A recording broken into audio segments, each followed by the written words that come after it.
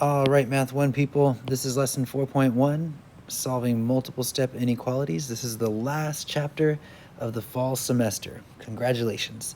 Our Khan Academy skills, again, are in Math 1. We're starting the unit titled Inequalities. That's what the IN stands for.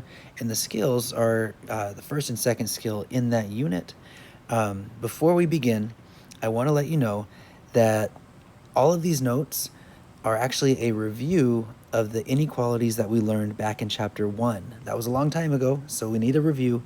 But just so you know, the way that we can tell these are chapter 1 inequalities is because this inequality here only has one variable. It only has x. Same with really all of the inequalities. They just have one variable, one variable. We're going to set up an equation with one variable here. Really this whole page. So this is going to be one of those rare lessons where we also take notes in the practice problems. This is what your con skills will actually look like, okay? So we'll get to that as well. But first, let's review. Please write this as a quick reminder. We wrote this back in chapter 1, but you need to remember that if you multiply or divide both sides of an inequality by a negative number, then the inequality flips. And by flips, I mean that if the inequality was less than and you divide by a negative number on both sides, then it has to flip to greater than. Or if it was greater than or equal to and you multiply both sides by a negative number, then it has to flip to less than or equal to. All right. So remember that, don't forget it, and let's begin. So if we were to solve 2x minus 9 is less than 15, we can still do the same things to both sides of this inequality, almost as if it were an equal sign. Let's add 9 to both sides, and we'll get 2x on the left is less than 24. We can take both sides and divide them by 2. Notice that I rewrote each side because of this rule. I need to think in the back of my mind, am I dividing by a negative? And in this case, no, I'm not. I'm dividing by positive 2, so the inequality stays the same. But if I was dividing by a negative, that less than would have to flip to greater than. Okay, let's go ahead and divide. 2 divided by 2 is 1. We have x by itself. That's what we want. And it's going to be less than 24 divided by 2 is 12. We have solved that inequality. And remember back in chapter 1, we graphed these inequalities on a number line, kind of like this. You can make your tick marks. I already have them here for you this time. Label one of them 12, and then label a few of them to the right and a few of them to the left. We're going to put our boundary point at 12. Remember that it's an open circle for less than or greater than. It's a closed circle, a closed boundary point for less than or equal to or greater than or equal to. So this one's open, and we're going to draw an arrow to one side or the other. We're looking for numbers that satisfy this inequality. So I could put like a 11 in for x because 11 is less than 12. So I'm going to point my arrow to the left. I want you to try this next one on your own. That's a 0.25 or 1/4 if you want to think of it that way. So you'll need to distribute, but try it on your own, get x by itself, and then come back and check your work.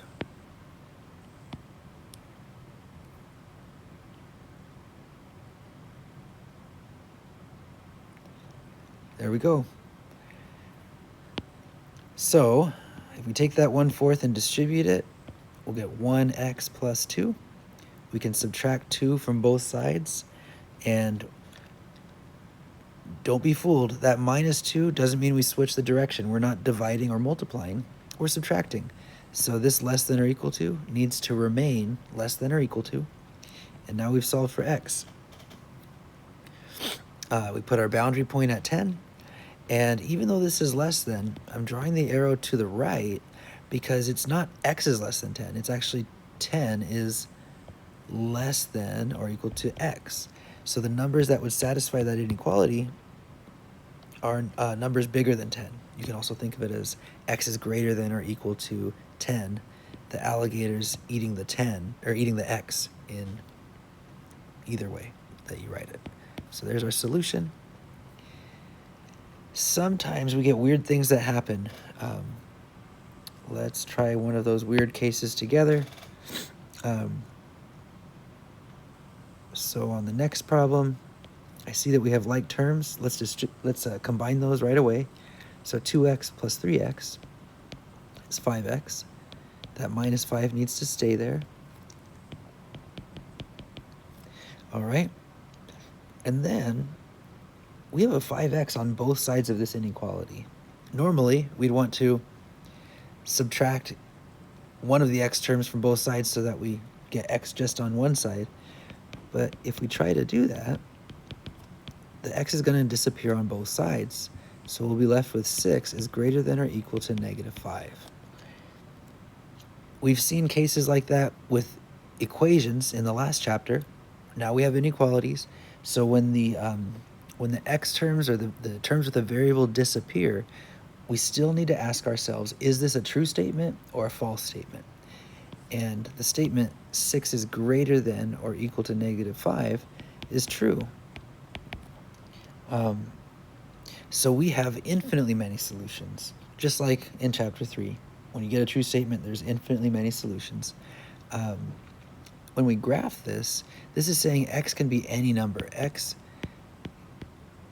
can be any real number. And this number line is representative of the set of real numbers. So there is no boundary point. X can be anything on the real number line. All right. Here's another special case. Let's go to purple this time. Let's distribute. So 2 times 3x is 6x. 2 times negative 4 is minus 8. And again, we have the same x term on both sides.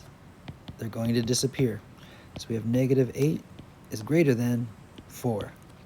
Again, the variables disappear, but this statement is false.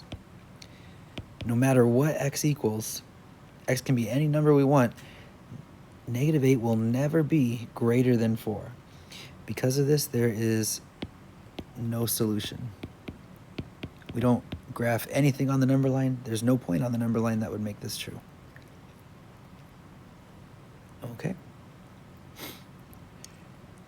You might be asked to set up an inequality to represent a word problem.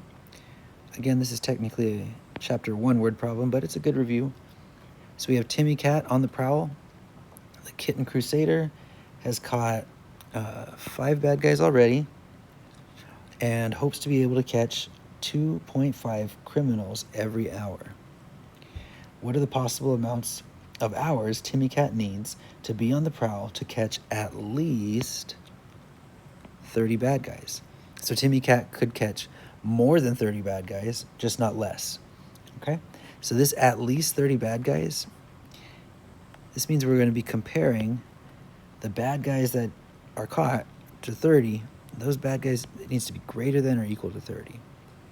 So what's missing is an expression for the number of bad guys that Timmy Cat catches. I got a little bit ahead of myself here. We should define our variable. Let's say let x be the number of hours that Timmy Cat, I don't know where Khan Academy comes up with these names, is on the prowl. Okay, so we've defined our variable, and I underlined some important information already. Timmy Cat caught 5 bad guys. That's not 5 bad guys per hour or anything like that. That is a constant. That's our starting point. It's our b in our mx plus b form. But he's going to catch 2.5 criminals every hour. That's our slope, 2.5x. I'm using x to represent the number of hours, right? So we'll multiply that by 2.5 bad guys per hour. Awesome. And then for the sake of time, I'm going to let you solve this one on your own. If you have questions, please ask me in class. But but I think we've covered the hardest part of this word problem, which is setting up the inequality. You go ahead and solve that one on your own. And while you're at it, try to solve these two on your own as well. When you're finished, come back and check your work.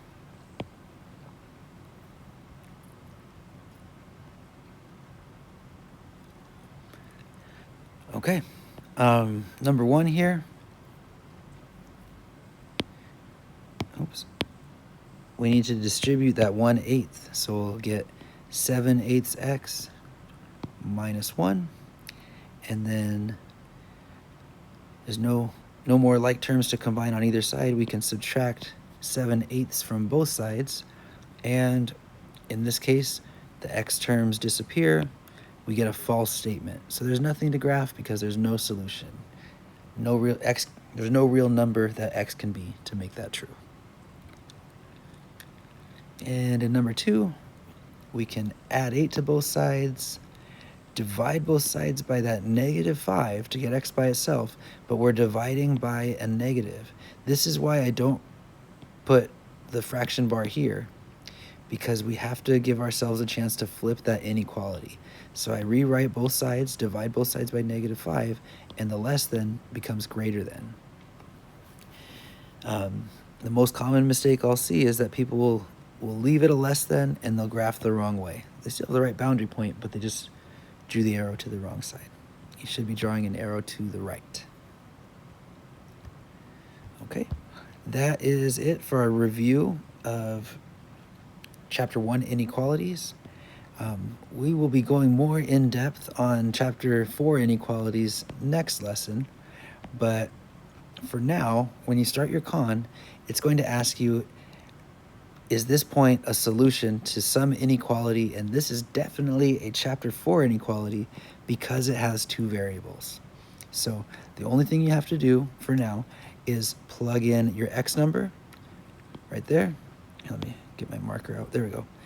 Plug in your x number and your y number and see if you get a true statement or a false statement. So we have a 1 for x and a 2 for y. And we're asking ourselves, is that really greater than 3? Well, 6 times 1 is 6. Is that greater than 3? Well, 6 minus 2 is 4. Yes, that is greater than 3. If we got a false statement, we would say no, but this is true. I want you to try these two on your own. Pause the video, and then come back and check your work.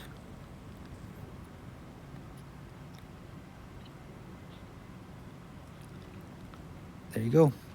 These all happen to be true. I don't know why, but again, -24 is really less than or equal to -10, so it's true. If you had a false statement, then we'd say no. But this is a solution. Same thing here, 0, -1 is a solution to this inequality because when we plug those x and y values in, we get a true statement. This one's a little tricky. It's only true because it has the or equal to.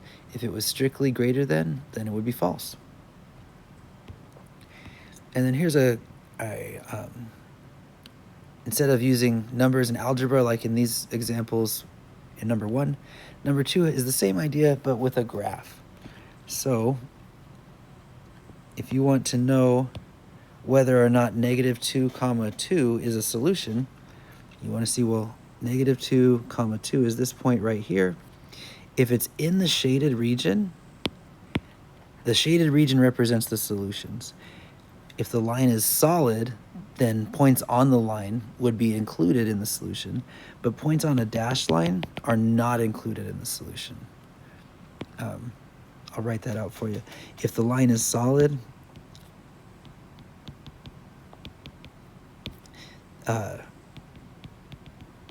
points are solutions. But if the line is dashed,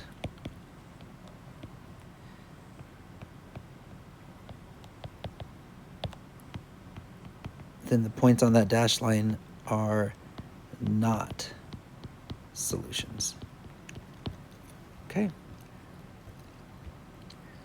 Well, I thought I was going to be slick and just use my white ink to hide my answers, but you can kind of already see them anyways.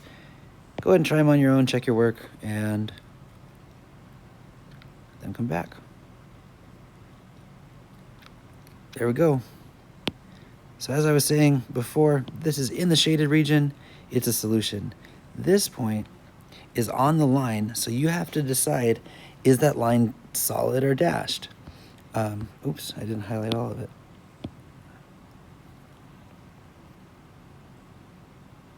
There we go. Because the point is on a dashed line, it is not a solution. If the line had been solid, this line had been solid, then this point on the line would still be considered a solution. That's it for 4.1. Try the Khan Academy skills, and I will see you in class.